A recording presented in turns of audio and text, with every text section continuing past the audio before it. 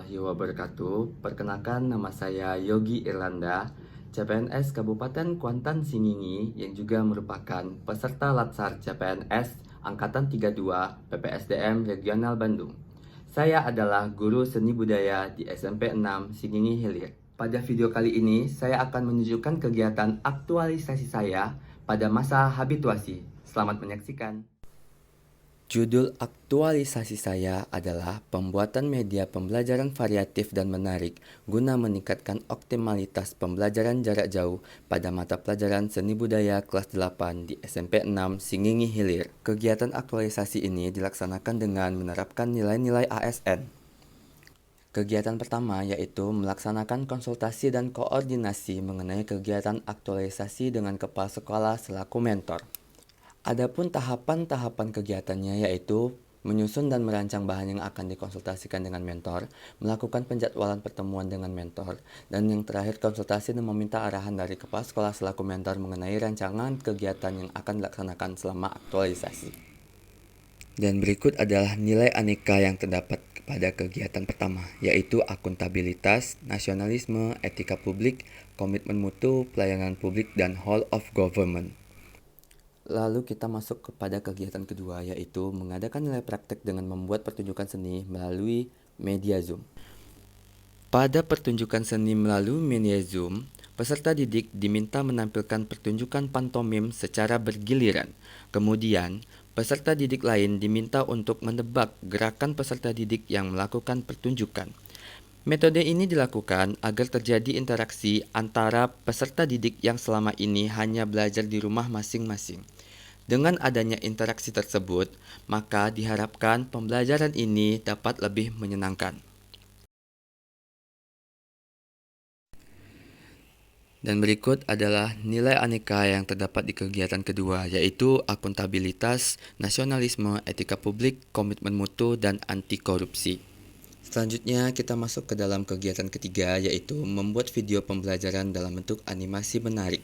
Selama ini seperti yang sudah kita jalani, media pembelajaran yang digunakan untuk menyampaikan materi ialah guru hanya menyampaikan materi dengan menggunakan media PowerPoint.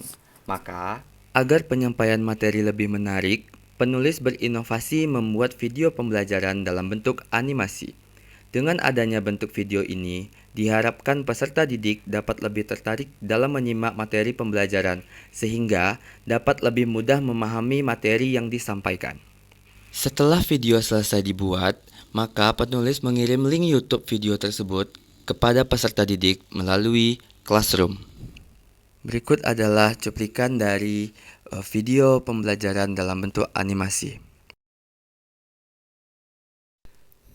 Berikut adalah nilai aneka yang terdapat di kegiatan ketiga, yaitu akuntabilitas, nasionalisme, etika publik, komitmen mutu, dan anti korupsi. Selanjutnya masuk ke dalam kegiatan keempat, yaitu membuat soal-soal dalam bentuk permainan. Terlebih dahulu, saya mempersiapkan soal dan memasukkannya ke dalam aplikasi Wordwall untuk membuat permainan pembelajaran. Setelah selesai, saya melakukan pengecekan ulang, kemudian mengirimkan link kepada peserta didik melalui Classroom sesuai jadwal pelajaran seni budaya. Di dalam Classroom, saya menuliskan dengan jelas petunjuk untuk memainkan permainan.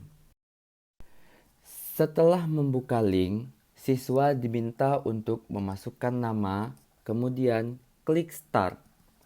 Lalu, akan ada petunjuk apa yang harus siswa lakukan.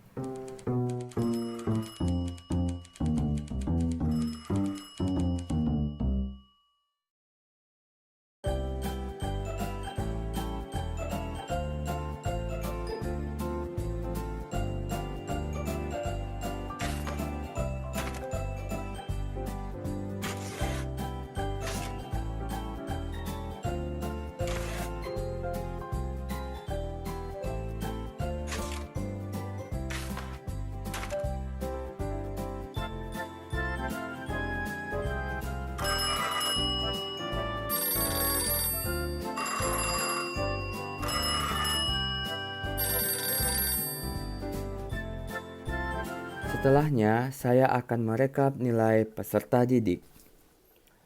Selanjutnya, nilai aneka yang terdapat di kegiatan 4 ialah akuntabilitas, nasionalisme, etika publik, komitmen mutu, dan anti korupsi.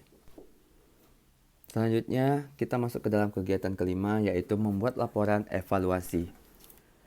Laporan ini dibuat guna mengevaluasi efektivitas penerapan media pembelajaran variatif terhadap optimalisasi pembelajaran jarak jauh pada mata pelajaran seni budaya kelas 8 di SMP Negeri 6 Singingi Hilir.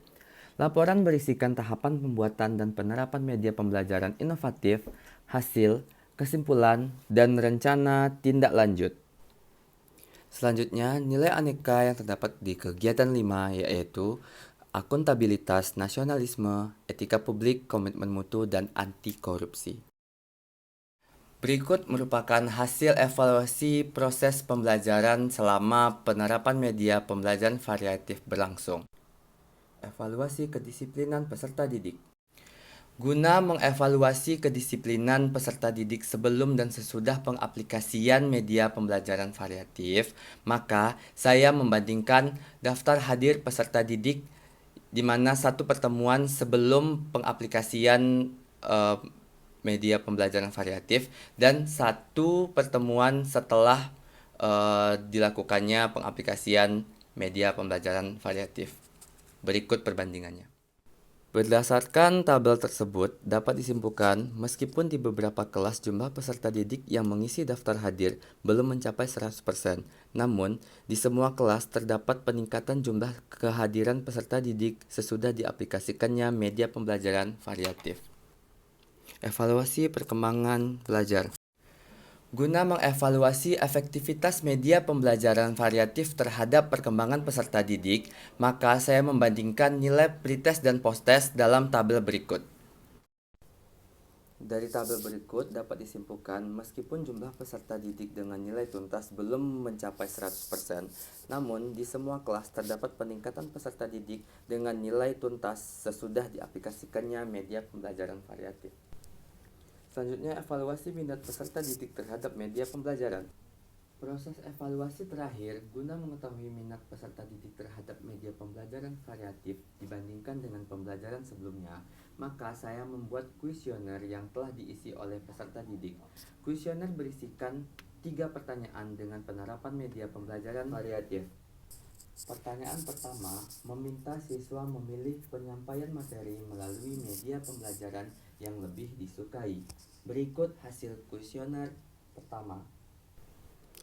Berdasarkan tabel berikut, 62,3% siswa memilih materi berupa video pembelajaran berbentuk animasi atau kartun, yang mana merupakan media pembelajaran variatif.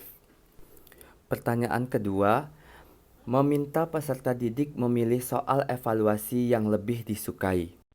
Berikut merupakan hasil kuesioner kedua. Berdasarkan diagram tersebut, sebanyak 64,8% siswa memilih soal berbentuk permainan yang merupakan salah satu media pembelajaran variatif, sehingga dapat disimpulkan bahwa media pembelajaran variatif lebih menarik dibandingkan media pembelajaran sebelumnya. Pertanyaan terakhir, meminta siswa memilih bentuk pengambilan nilai praktek yang lebih disukai. Berikut hasil kuesioner ketiga. Berdasarkan diagram tersebut, pengambilan nilai praktek dengan media pembelajaran variatif kurang diminati. Namun, dari sisi kedisiplinan, 80% peserta didik melaksanakan tugas pengambilan nilai praktek tepat waktu dibandingkan dengan pengambilan nilai praktek pada media sebelumnya. Berdasarkan hasil evaluasi tersebut, dapat disimpulkan bahwa beberapa media pembelajaran variatif lebih diminati peserta didik, sehingga peserta didik lebih termotivasi mengikuti pelajaran jarak jauh, khususnya pada mata pelajaran seni budaya. Agar terus terjadi peningkatan motivasi peserta didik terhadap pembelajaran jarak jauh, maka rencana tindak lanjut yang akan dilakukan adalah sebagai berikut.